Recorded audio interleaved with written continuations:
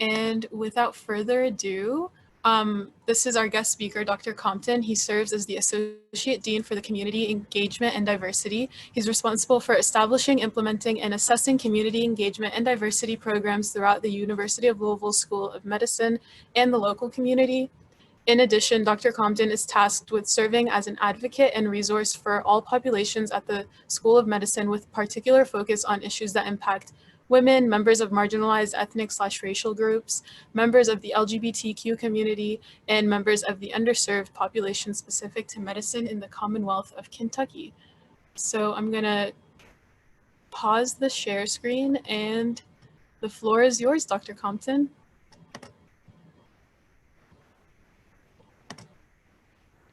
All right. So good evening, everyone.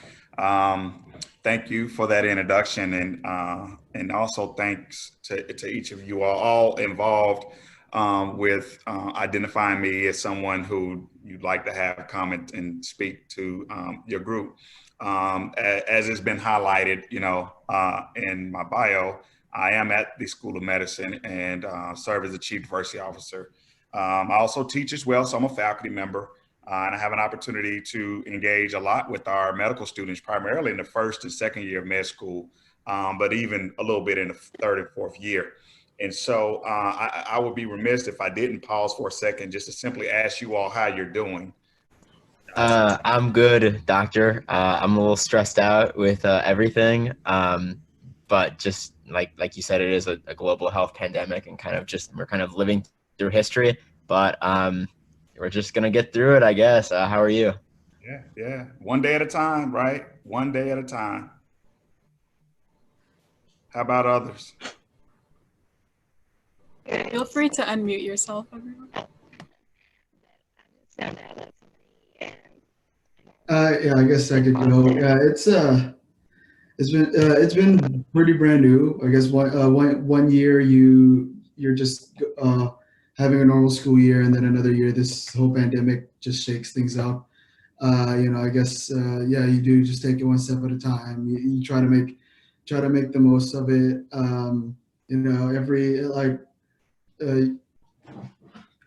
Either way, the year won't stop with the world won't stop turning. So yeah, I just got to do everything possible that you can to make every day really good. So Definitely.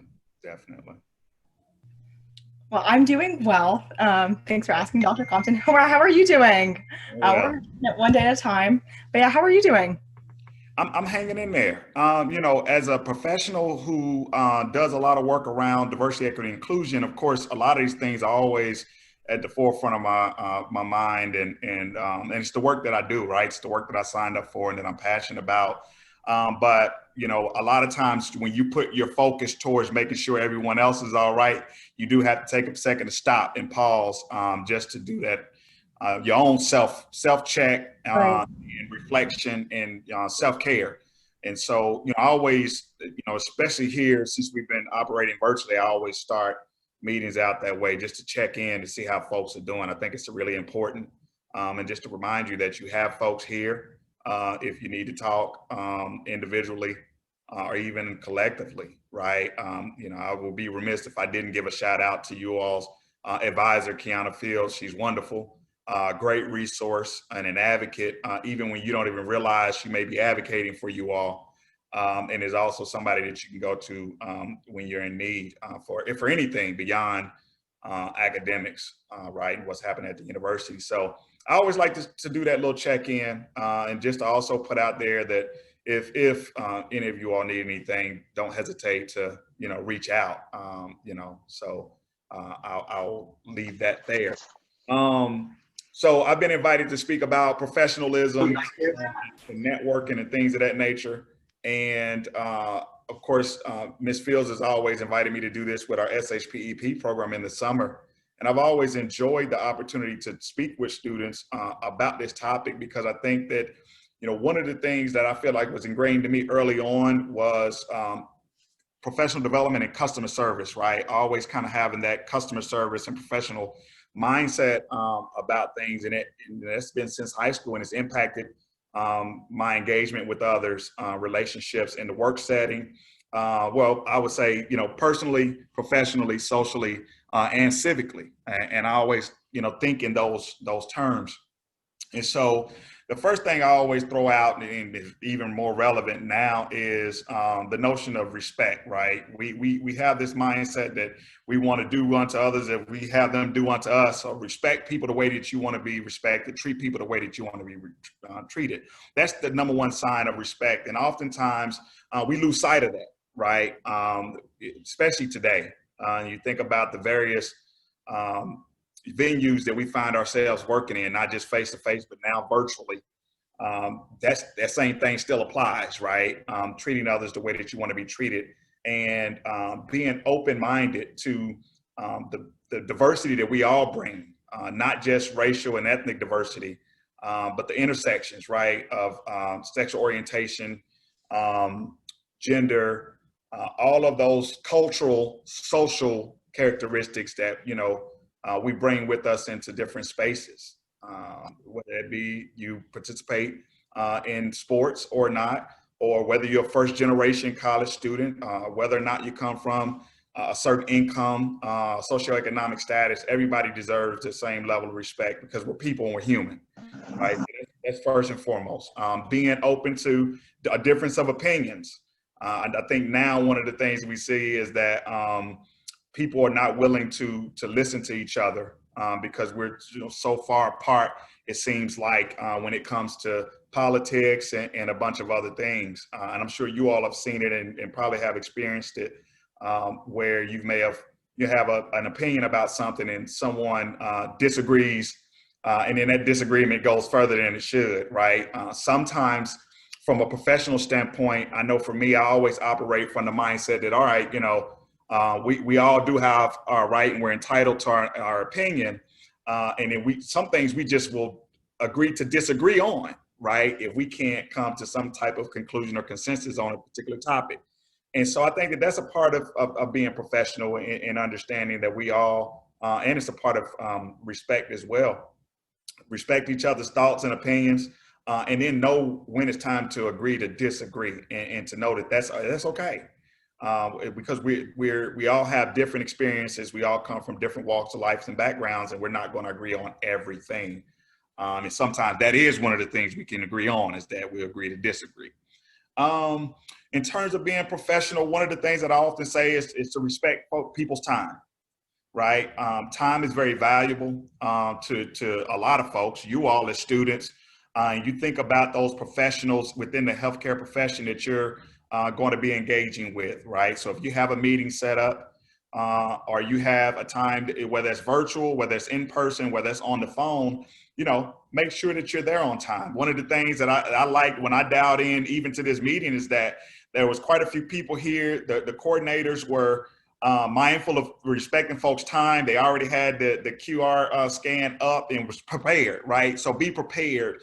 And I think that in large part is something that we lose sight of these days. And if you're not able to be on time, let somebody know, right? Let the person that's coordinating an event, or the person that you're going to be meeting with, or the person that you may be shadowing for the day, just reach out and let them know. We understand that things happen, right? Traffic can be moving slow, or you could have gotten held up in another meeting that you really needed to be at. But we understand these things, and I think that it's just a matter of reaching out, right? And to at least indicate that you acknowledge that, hey, I have this meeting with you, or I'm supposed to be someplace at some time. I respect that your time, and just let folks know. Which leads me into my next point about communication, right? We find ourselves communicating differently in different forums. The way I communicate with my colleagues is different than the way I may communicate on social media, right? And understanding how to change that communication style up. But the key thing is communicating. Oftentimes when people are looking to network, they may reach out but never follow up, right? And I think that that's extremely important. I'll get students that'll reach out to me to say, hey, Dr. Compton, I would love to meet with you. I respond and say, hey, that's great. Yes, I'm going to have my assistant touch base with you to set up a meeting, but then we don't hear anything back. Right. And I'm like, well, the student indicated that they wanted to meet, and I'm happy to meet. I don't mind. Again, it's the time factor, because I want to be able to schedule a time that's fitting for the students, for you all. But at the same time, that communication is key back to say, hey, well, something came up. I'm not able to, meet. Maybe we can try to meet next month, or maybe a phone call is doable, or what have you. So the same thing when setting up your shadowing appointments or other engagement activities with mentors and things of that nature, is communication is key. And right now, during this time, while we're mostly working virtual, people are operating from email. A lot of individuals, at least at the School of Medicine, aren't necessarily in their offices. So if you were to call and leave a voicemail, you may not necessarily get a quick response back unless they have their phones forwarded to their personal cell phones. So follow up with an email. If you haven't, and again, this is just kind of one of those things. How many of you have had a chance to shadow during COVID in some shape, form, or fashion? Are you referring to like virtual shadowing or in-person Well, shadowing? virtual shadow or in-person shadowing. Yeah, there's plenty of opportunities for virtual shadowing right now, so that's pretty awesome. They're only like once or twice a week, but didn't we do some in Chapep? Yeah, so Chapep also had that as well. Yeah. Yeah, Chapep has it as well. And the reason why I asked that question is, I wanted to impress upon you all the point of following up via email, with the individuals that you engage with, and remembering who you had an opportunity to engage, even if you got to write it down. But an email follow-up is important. It's a part of professionalism. I think it goes a long way. You never know who you're in contact with. I know folks who have shadowed with people who are actually on the decision-making team for med school admissions and may not have realized it, but they left a good impression because they not only followed up, they not only respected that person's time, they showed up when they were supposed to, they came prepared, they were able to communicate, but they followed up just to say thank you. I enjoyed that experience, and welcome an opportunity to come back and shadow again. So, professionalism is encompassing of a lot of things in terms of time, respect, communication. And then the last thing, one of the other things that I would like to throw out there too is being aware of your social media presence. That's one of the things that I often say with Chapep students in the summertime is we all have social media. I have it. I have Facebook, I have Instagram, I have a Twitter account, those kind of things. But while, yes, those are my personal social media pages, and the general thought is that my personal pages, so I can do what I want. I also have to be mindful of the professional role that I play at the University of Louisville, as well as in the community, right? And be mindful about what I post and things of that nature. So for me, I always use an example of, especially with college students who might be out, maybe having a drink, an adult beverage, which is fine if you're of legal age. But to have those in your pictures, typically I'm like, believe it or not, one of the things that does happen is that most of your professional programs, professional healthcare programs, they may not necessarily say it, but they look at it. They look at social media pages. They look at the type of stuff you post.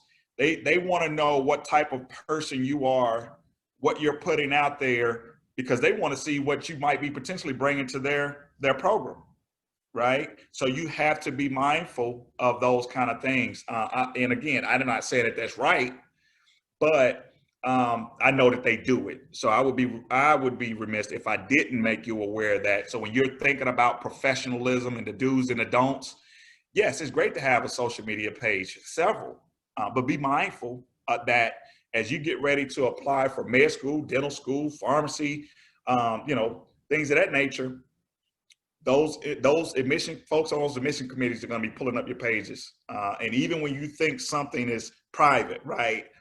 You think that, I gotta approve the friend request in order for you to see it. There's ways around that. People know people, and they would say, hey, I see you're friends with so-and-so. Can you pull them up for me?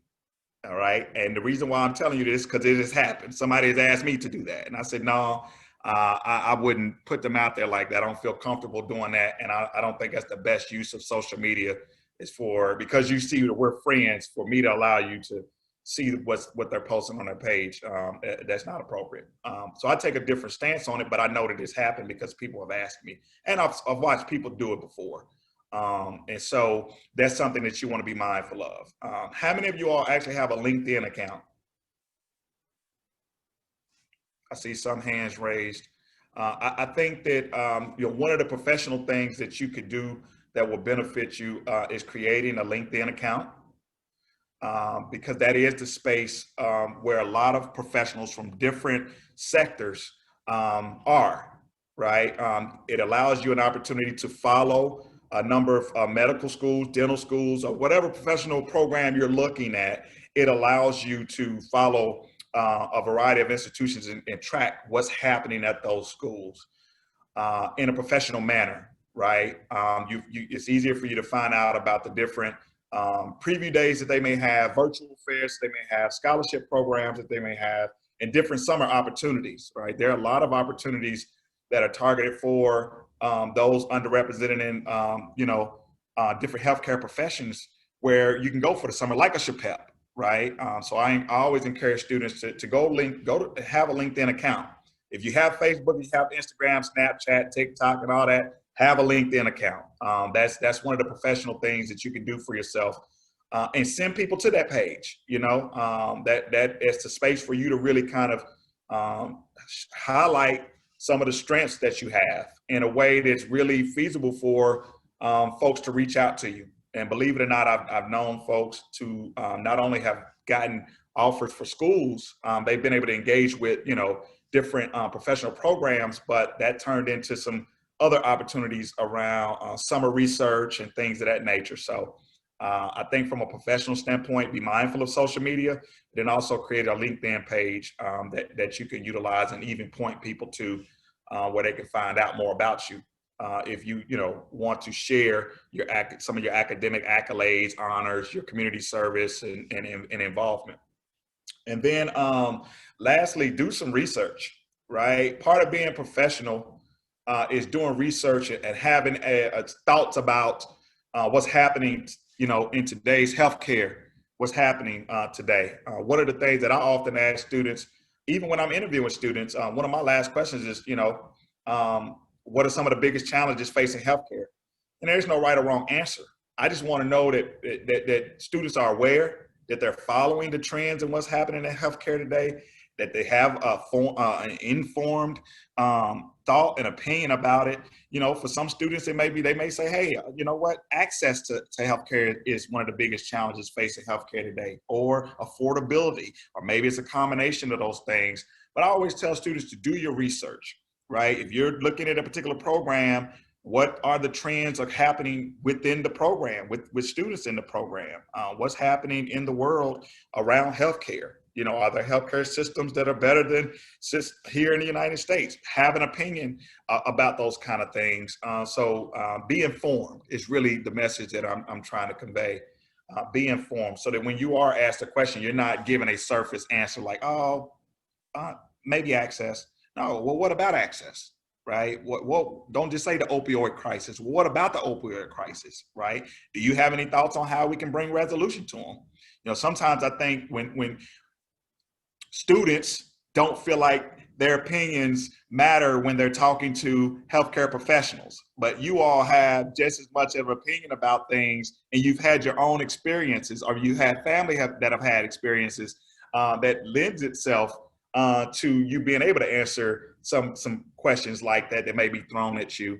And so keep that in mind as well. So for me, I'm looking for, as I always say, and I'm sure many of my colleagues will agree, we're looking for individuals who have the heart, who care, who are truly not just professional, but have that compassion and can show that compassion through the work that they've done either on campus or off campus, and their engagement and involvement in organizations like MAPS and et cetera, right? So we know that you're aspiring to go to professional school, but do you have that empathy and the compassion that's needed to really be what I would consider a culturally responsive and culturally aware practitioner in the field. One of the reasons why we have a lot of the issues around healthcare disparities these days is because we don't have people who are culturally aware and culturally responsive. And that leads down the path of bias, discrimination, racism, and you know, from a systemic standpoint, and further creates more health disparities. But volunteerism, right? I love to see students that have volunteerism, community service, students that work. Some students have to work to put themselves through school. So, you know, being able to share your story in a way that conveys that you're not only authentic about your interest and, you know, genuine about your interest in going into whatever profession you're seeking, but that you've put in the work as well, from not only academics in the classroom, but in the community, on campus as well. And that you've gotten the clinical shadowing experiences to showcase that you know what you're getting yourself into. So I want to open it up for questions. I know I see head nodding and things of that nature. What questions do you all have about professionalism and networking and just preparing for, you know, professional school? Feel free to type it in the chat. Yeah. If you don't want to say, or you can unmute yourself and ask. Either is fine. Don't be bashful. I don't bite. I can't bite virtually anyway. I got a question, but I feel like it's a little specific, to be honest. But my question is, like, I want to be a dentist, but I applied for like a pharmacy technician, I guess. So I'm wondering if that'll actually help me in the, like, when I'm actually registering, like, in the dental school or whatever. Like, if I say, oh, I worked as a pharmacist technician, like, is that actually helpful? Well, so here's the thing. That's a really good question. And it's funny that you asked that question, because last week I had a conversation with someone who actually went to pharmacy school and got a doctorate in pharmacy and is now applying for med school. And so my question, and I knew that, hey, at the end of the day, Omar, what's going to happen is people are going to say, well, you indicated that you're interested in going to dental school, but your work is in as a pharmacy tech. Like, why is that the case? And maybe it's personal, maybe because you have credentials that, and that's the way for you to make money, right? That's the way for you to work while you're in school. And so there's two thoughts of that. One, be able to explain why you chose to do that versus, you know, getting a job, maybe working with the dental office somewhere, which would seem to be more in alignment. So you want to be prepared to just explain why you chose to do that. But my question I would only have questions if you didn't have dental shadowing experience, right? If you just had experience as a pharmacy tech, but you had no dental shadowing experience, I would call that into question, because I think that there's no alignment there. Now, if you have dental shadowing experience that you can show, then the fact that you're a pharmacy tech really just shows that you have interest in the healthcare field, and that will lend itself to what you're trying to do in dental school, because part of being in dental school is also dealing with pharmaceuticals, right?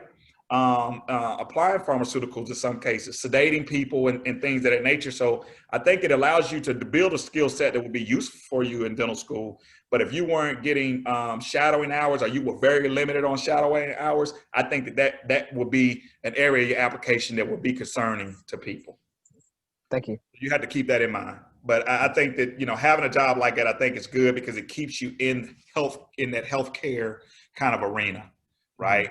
And most people will say, well, why not pharmacy school since you're a pharmacy tech? And you just want to be authentic in your response as to why you chose to have that job, which, again, there's no right or wrong answers. People just want to know that you're being authentic in your responses, right? And for some students, they say, well, look, I had this job, I've had it since high school, and I want to continue it. And that's totally fine.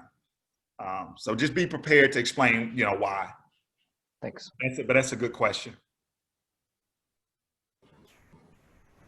All right, in the chat, someone is asking, how important is research on an application? So it really depends on, so how important is research on an application? And I'm assuming medical school for this person. So really and truly for medical school, it doesn't matter. I always say that this is kind of like icing on the cake. If you have research, great.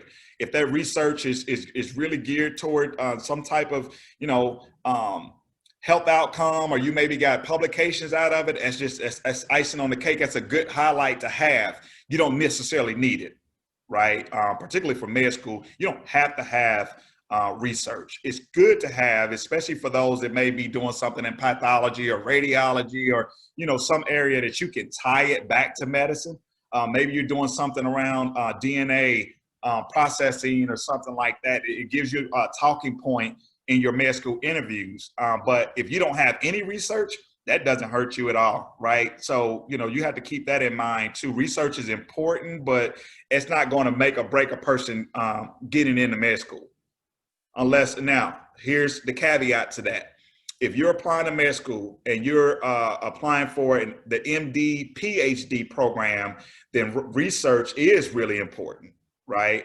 So I put that caveat out there, is that if you're applying for an MD/PhD program, joint program, research is important. But if you're just applying for an MD program, it's not that important. They want to know about your shadowing. Have you shadowed? Have you gotten experience in a clinical setting that confirms that this is the route that you want to go? So keep that in mind. Let's see. When going to medical school, what if we're unsure about what we want to specialize in? Does that make the applicant less appealing? So another really good question. And so the answer to that question is no, it doesn't make you less appealing. Oftentimes in the interview process, they'll ask if you are leaning towards a particular specialty area, just to see what see where your head is, right? But I interview students.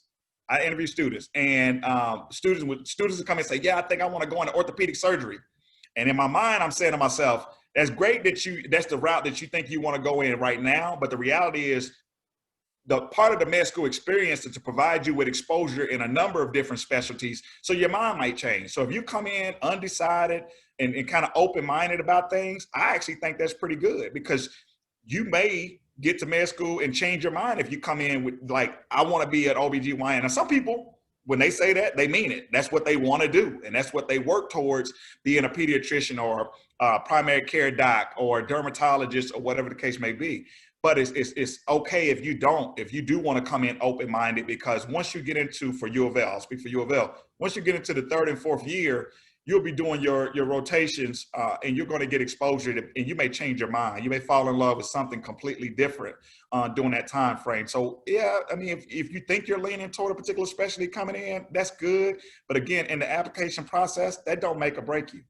That would not make or break you. Now, one of the things that we often see when it comes to med school, especially when I'm in it, again, I'm speaking for myself, when I'm interviewing students and it typically will make me kind of, ask more questions, is if I see that a student had all of their shadowing experience, let's say in pediatrics, right? They just shadowed pediatricians, but then they tell me that they're interested in being OBGYN,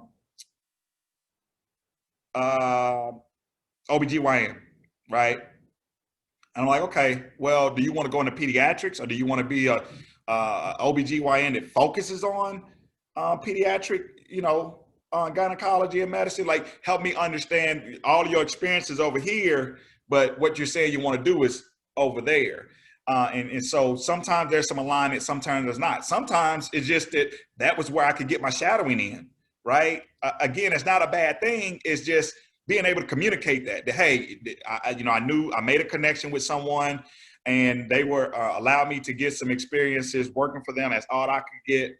And so that's the case. Again, being able to, and this is a part of being professional, and this is a part of the do's and don'ts. Let me tell you one of the biggest don'ts. Don't try to tell folks from the mission standpoint, don't try to tell us what you think we want to hear. Right? Does that make sense? I think oftentimes students get hung up in trying to tell us what they think that we want to hear versus being authentic in their responses.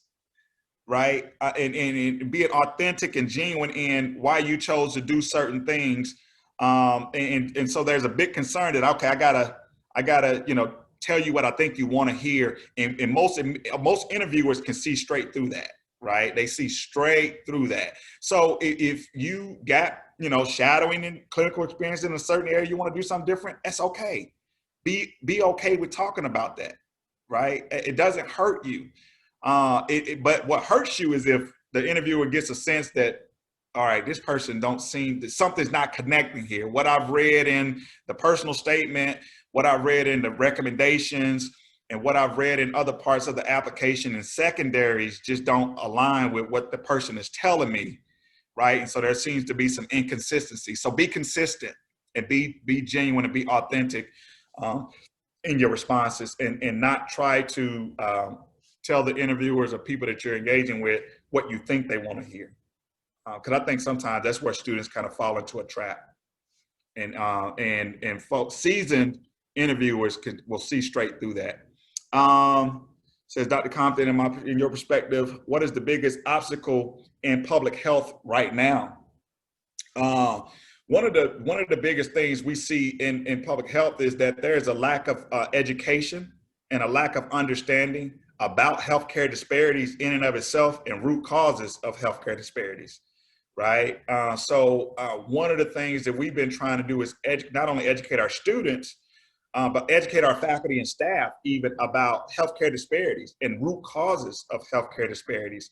And without that understanding, I think we're going to continue to see the cycle of the healthcare disparities, you know, continuing to widen. And even when you think about what's happening with the coronavirus right now, the pandemic that we're in, we're seeing certain communities disproportionately impacted by some of these things. And I think that because folks are looking at things from a one-dimensional standpoint, they're just looking at the pandemic itself, and they're not looking at things like housing disparities, right? And the individuals that live in very dense housing environments tend to spread, you know, the virus a lot faster just because they're living on top of each other in certain spaces. So the lack of understanding around healthcare disparities and the root causes of healthcare disparities, I think, is one of the biggest obstacles facing public health right now, because I even sense that some of our policymakers have a hard time even understanding these things as well. So I hope that answers your question, but that's my thoughts on it. And then, so what is my definition of diversity in medicine, and what is UofL Medical School doing to promote this diversity? One, for me, when I talk about diversity, so there's two frames of thought, okay? And I wanna make sure that I'm clear in explaining this.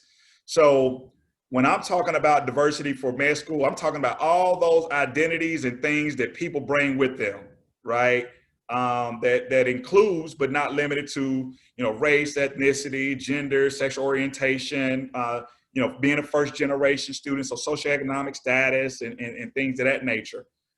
Even political perspective, right? All the things that make you who you are, that's what I consider diversity.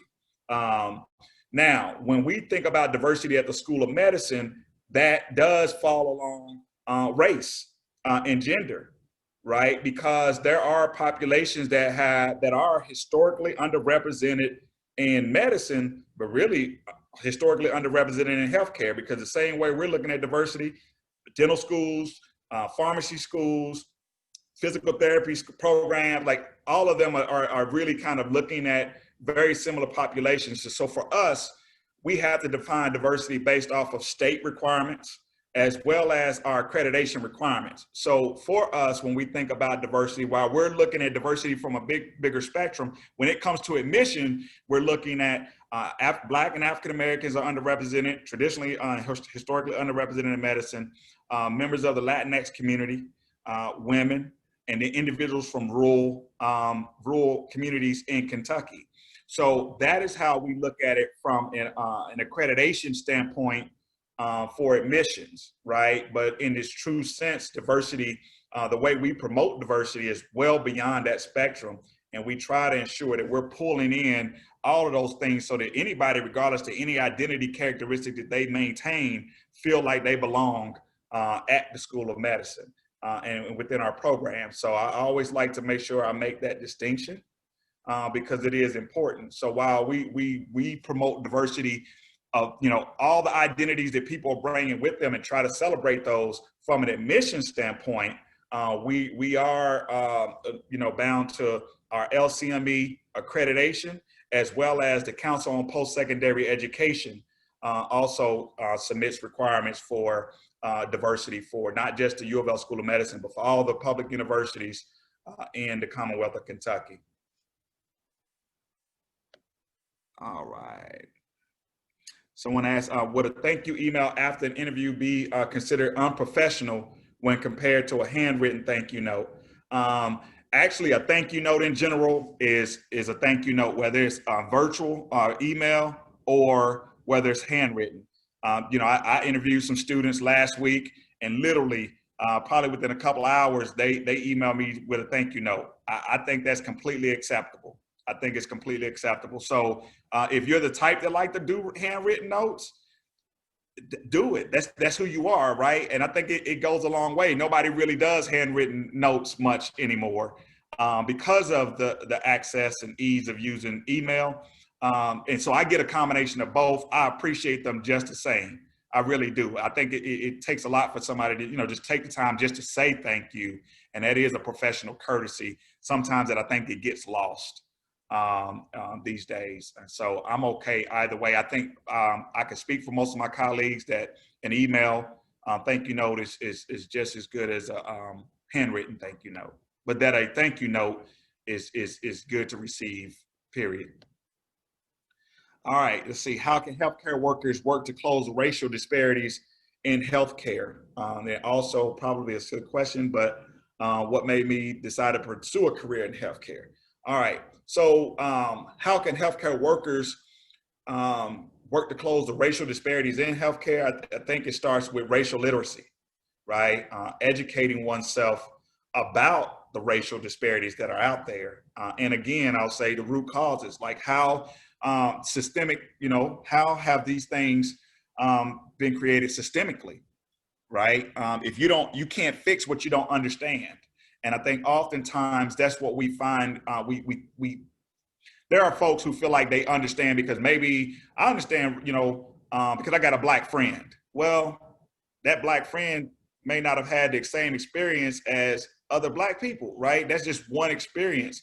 So in order to, I think in order to help close the racial disparities gap, we have to educate folks and we have to enhance our racial literacy.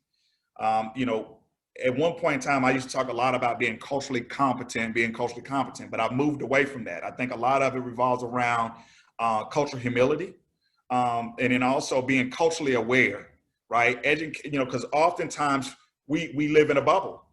Many of us live in a bubble, and we don't engage with diverse communities outside of school or work, right? They say one of the most racially segregated days of the week is Sunday, when people are at church, right, or in worship.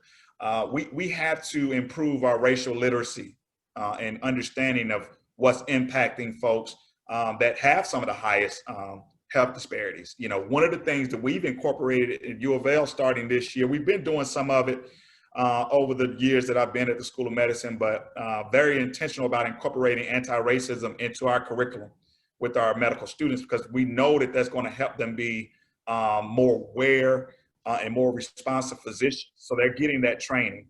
And we're having conversation about the role that race plays. Race is a socially constructed entity. It is not biological, right? And so we have these conversations about what role should race play in healthcare. It's not good enough to say, oh, well, Black men have higher rates of prostate and colon cancer than white men. Well, why is that? Don't just leave it there. There's a reason for that, and very seldom does that reason revolve around race being biological, as if there's a biological difference. It's the fact that race and the years of dealing with racism creates stressful situations that bring on some of these illnesses. So we have incorporated some of this into the curriculum. So should you choose UofL as something that you'll be walking into, is a curriculum that will incorporate anti-racism, so that we're educating you on these racial disparities and how to best use them in your practice as a physician. Let's see. And then the other question is about me pursuing a career in healthcare. So my doctorate is in education. So I'm not an MD. My doctorate is in education. And, you know, one of the things that, and I've been at UofL for 15 years. So 10 of those years was spent on Belknap campus, working with students in admissions, working with students in community engagement, working with students in education advising. And one of the things as a practitioner I wanted to do was get a better understanding of what was happening on the health science campus, because the way UofL is set up, there is a gap between what's happening on Belknap campus and what's happening on health science campus. So as someone who works in higher ed and wanted to be able to work with all students, regardless to what their journey and what route they were headed, I wanted to gain a better understanding of what was happening, and an opportunity presented itself for me to utilize my experience with diversity, equity, inclusion, and community engagement in the School of Medicine. And so that's what took me there. What has kept me there is the importance of doing what I can to help recruit, retain, and graduate individuals like yourselves in the medical school, because we truly do need to diversify the physician workforce. It is not as diverse as people think, and I'm very passionate about that. And so that's what's kept me there. And working with amazing people like Ms. Kiana Fields, Dr. Faye Jones, Ryan Simpson, Tanya Thomas, many of others who are also trying to help diversify, Ms. Sharon Gordon, who's trying to help diversify the physician workforce. Or in Ms. Fields' case, she's working with all 4 schools. So how do we get more diversity across nursing, medicine, dentistry, and public health? That's always been a passion of mine. And so that's kind of what's kept me at the School of Medicine. There's a huge need there. And I think that we're on the right path to diversifying our student population. And then we're moving to even diversify our physician faculty as well, because it does no good to have diversity in your students when you don't have diversity in your faculty and even staff at leadership levels. And so that's something that I've always been passionate about. Anybody that knows me, since I've been at UofL, I've always been very student-centered and wanting to see all students have an opportunity to pursue and achieve their goals regardless. And I know that these same things exist in areas of law and other professional programs. And so I'm very passionate about helping students reach their goals and do what I can to play a role in that. All right. Let's see here. What is a good way to approach someone to ask them to be your mentor? I think it's a compliment when students reach out and say, hey, you're doing something that I would like to do. And I would love it if you could take me under your wing and serve as my mentor.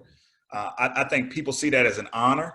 And I truly do think that it is as simple as asking. Or if you don't feel comfortable, right, find somebody who can ask for you, right? I always, again, I'm telling you, I'll do that for you. Let me broker that for you if you don't feel comfortable, or if you don't know somebody that you might be able to go to serve as a mentor. Let me know that, right? We have plenty of students. We have plenty of our physician faculty. We have plenty of our research faculty that wouldn't mind serving as a mentor. So that part, I think, is as simple as asking. I think people are really honored by that. If you're engaging with a physician and you're shadowing and you see something in somebody, you say, hey, you know what? I really could use some mentoring from this person. It's as simple as asking, right? I think what happens, though, is that people are afraid to be told no, right? So it's like, well, what if they say no? Well, if you never ask, you never get a chance to find out, right? So you have to never tell yourself no first. I think that's what I experience when I'm engaging with students, is their fear of being told no prevents them from even asking to begin with. And so never tell yourself no first. You do have to make yourself vulnerable. But if you ask, I believe 9 times out of 10, people will say, you know what, I'd be happy to mentor you. Now, the one thing that I think that happens with mentoring oftentimes is that from a time standpoint, right? You all are busy as students. physicians are typically really busy in their clinical settings. And if you can find a time that works where you can shadow them, and maybe part of that shadowing time can be, have conversations around mentoring, that could be great. For me, I try to meet with students, and I'll meet with your Starbucks or Quills or, something like that to foster that mentoring relationship, or that advisee kind of a relationship. And so you try to find times that work, right? But again, if nobody even ever asks, you will never know. So don't tell yourself no first. Don't be afraid if somebody do say no. They may be saying no because they know that maybe they don't have the time, but maybe there's somebody else that they can refer you to serve as a mentor, to provide the type of mentorship that you might need going forward. But again, I'm here. That's one of the things that I enjoy doing, and I'm always happy to help. So let me know if I can be of assistance from that perspective. Next question is, how would you grade UofL's COVID guidelines and testing results? And then how and where can we improve? That's a good question. I have some colleagues that are on the forefront of this from a research standpoint, as well as a clinical standpoint. And as far as a grade would go, I would say a B. I would give us a B. I've heard a lot of different perspectives on it. Some people will grade us lower, some might grade us higher. And we have a plan and we have guidelines in place. There are a lot of institutions that are still struggling with this. Part of my role is to kind of follow what's happening out there, and there are some schools that are struggling to contain it. We've not had the type of outbreaks that other institutions have had. Now, in terms of the type of, how and where can we improve?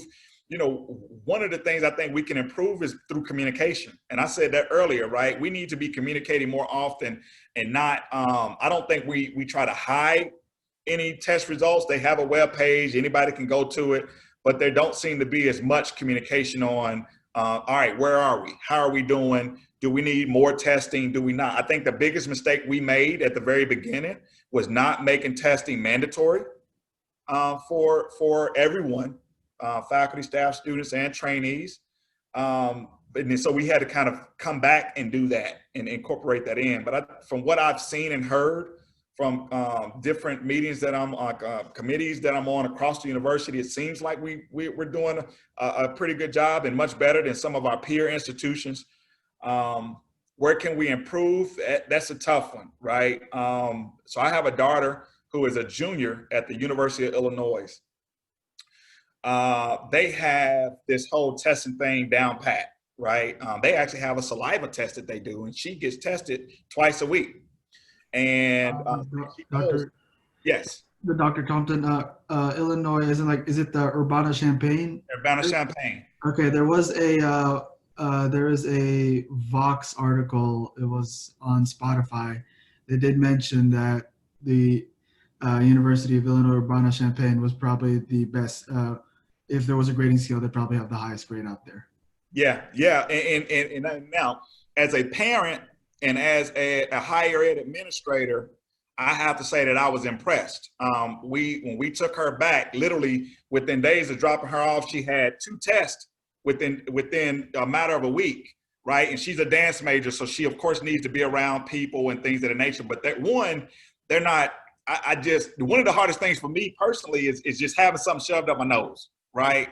Whereas they have a saliva test that seems to be pretty accurate and on point. And I think people will be more willing to do a test more often if something like that was available here at UofL. But, again, we don't have that option to my knowledge. They're still doing the nasal swabs. And so I think that, that in and of itself. So incorporating some other testing, measures like the one in Illinois. They do it and they test people twice a week. And, they did have an outbreak. They had to, come back and say, hey, we're shutting down some of these in-person activities. But, I use Illinois as an example. So when my daughter gets her test, it goes straight to her student ID. Contact tracing is easy because she got a swipe to get into a building. She has a swipe to get into class. Like, they're scanning everything. And so they know if somebody tests positive, they can immediately alert anybody that they may have been in contact with from a class standpoint, or, that's been in a building, et cetera. And so it seems to be working out pretty well. I mean, I gauge my response off of how, when she's calling and we're talking to her, FaceTiming her, how she feels about it. And, it was a case where she had ate at Chipotle on campus. It was a rumor on Twitter that somebody at Chipotle had it. And so she was like, all right, they got it set up to where if something like that happened, you can have an immediate test right then just to make sure, right? So you got their interval testing, but if something was to happen where you were made aware that you may have come into contact with somebody, you can schedule an immediate test to be tested right away. So I look at what they're doing there, and again, for me, it's I've read the articles, as Javier kind of pointed out, there are articles out there, but I have a daughter there, and so I kind of have a little bit more insight. Plus, I'm on the parent communication list, and they communicate a lot. And I think in this instance, you can't over communicate, right? Because I think it helps people feel more confident and secure in what's happening. So I think we got room for improvement, but I think that what we have is getting the job done compared to some of our peer institutions within our region. All right, let's see. What tips would you recommend for students to improve their social skills, especially in an age where people are always busy, working alone, and have minimal social interactions? That is a really, really good question. We all spend a significant amount of time behind a computer screen or in our phones.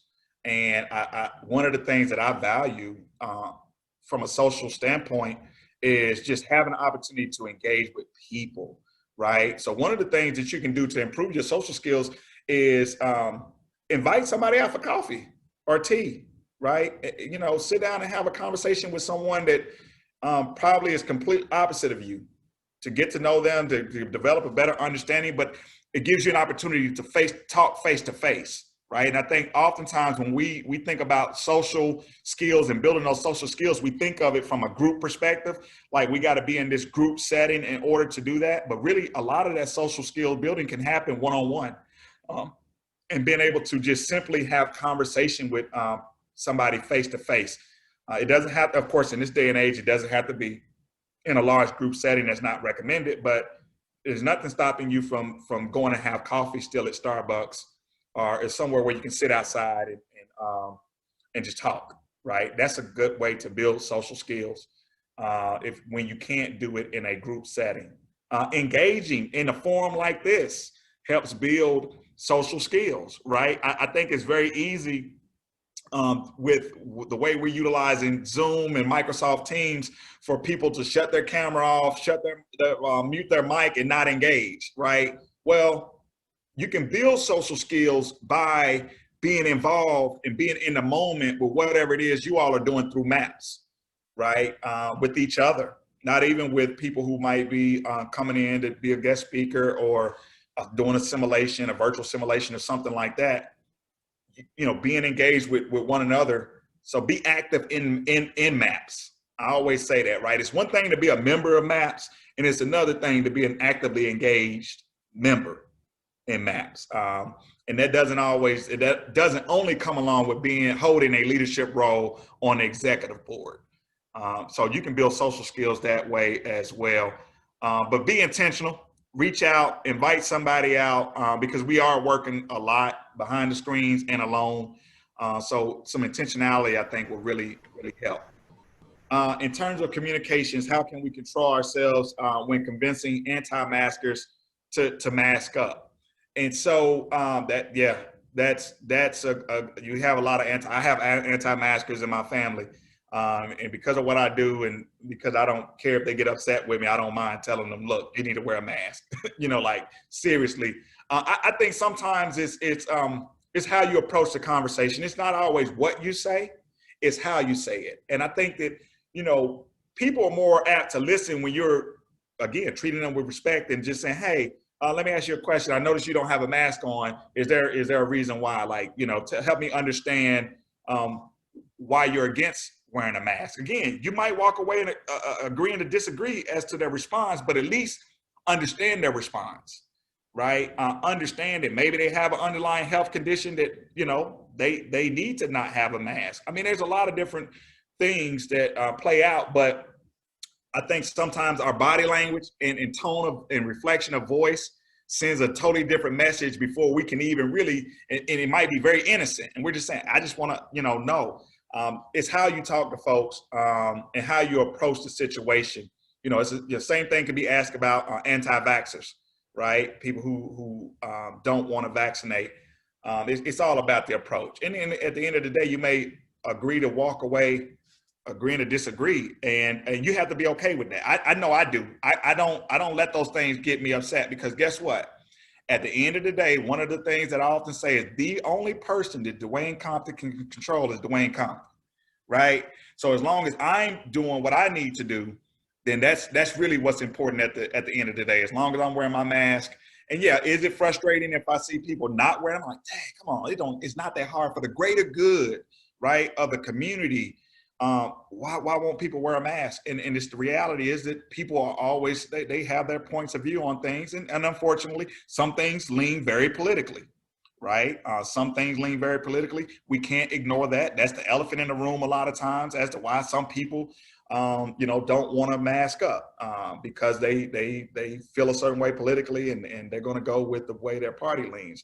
And that's their business. That's their right to do so. And so for me, I try to control the things that I can control for myself, which is wearing my mask, keeping hand sanitizer, washing my hands, and going from there, and just and trying my best to stay away from those who choose not to do those things. So keep those things in mind. It's easy to get frustrated and upset, but at the end of the day, the only thing we can control is ourselves and our actions. And then what steps do you think individual physicians can take to address disparities in access to healthcare, you know, a problem that typically seems to be systemic. So one of the things that I often say to my physician colleagues is using their voice and their advocacy, right? They're the physicians. They see a lot of things happening within the healthcare system, and that it is important for them to use their voice from an advocacy perspective. Especially when it comes to what's happening for here in the Commonwealth of Kentucky, what's happening in Frankfurt, the decisions that are being made. Utilize your voice because you're in a position that is seen, you know, as a very valuable professional role, and not addressing these issues, not speaking up and advocating when you know that there's some, you know, disparities there is really irresponsible.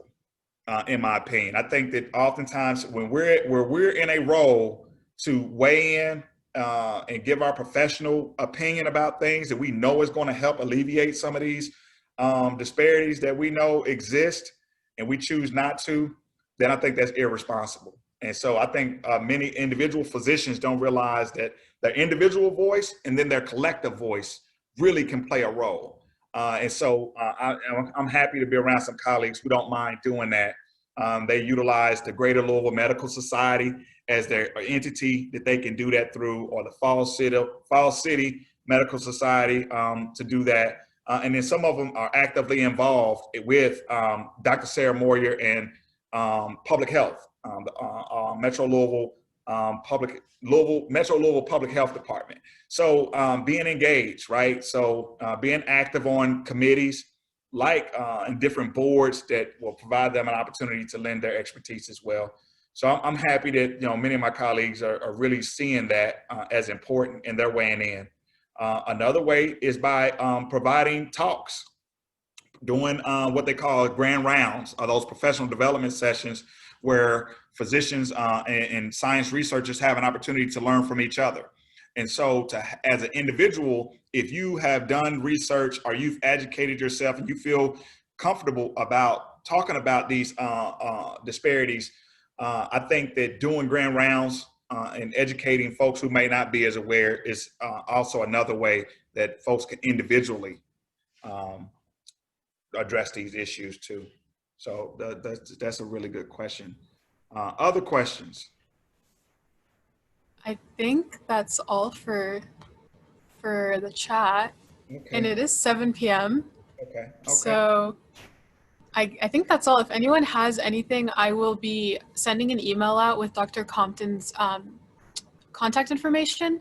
So I'm sure he'll be glad to, meet up or talk or email you back. So yeah, thank you so much for taking time out of your schedule to come and talk to us, Dr. Compton. No problem. And the last thing that I want to say is, one, we need you all. We need you. I don't care what professional program that you're looking at, we need you in that profession.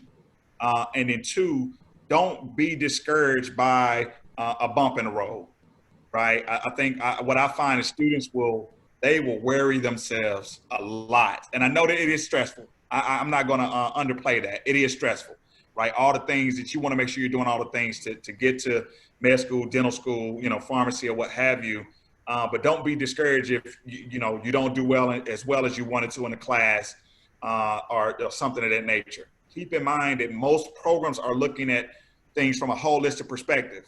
Yes, they want to see that you have grades. Yes, they want you to pass the entrance exams, but they also want to see that you're volunteering your time in the community, right? Community service is important. They want to see that you're getting the shadowing. So try to get it the type of shadowing. If you're scribing or something like that, that's, again, that actually is a really good, that's almost the same as shadowing. You're in the clinical environment. I work with students who are EMTs, and I'm like, well, you're an EMT, like you're working with emergency medicine. So you don't necessarily, they're not going to expect you to have hundreds of shadowing hours, right? Because this is what you do as your job. But keep those things in mind. People are looking holistically. What other things are you doing outside of class and studying for MCAT, DAT, and things of that nature that you can showcase that you have that compassion. And I think that that's one of the areas that students forget, is that it is important to do community service and give back. So be engaged, not only on campus, off campus, when you have the opportunities. I know right now it's a little challenging with COVID, but there are students that's still out there trying their best. And then lastly, connect with students we have at the School of Medicine. Our Student National Medical Association would love to engage with you all. I know you all we have a MAPS liaison. I want to say it's Kiara Smith is our MAPS liaison this year, she's a second-year medical student. But nonetheless, if you need help navigating, things, please reach out to me. I'm always happy to meet with you virtually. I'm even happy to meet at Quills or Starbucks, as long as we got masks and we can socially distance. So keep that in mind. All right, thank you. It's always a pleasure to have you. And guys, I honestly encourage all of you to reach out, get to know Dr. Compton. He's a great resource to have. So yes. And thank you all for having me. I appreciate it. Of course. All right. Take care and be well. Same to you. All right. All right.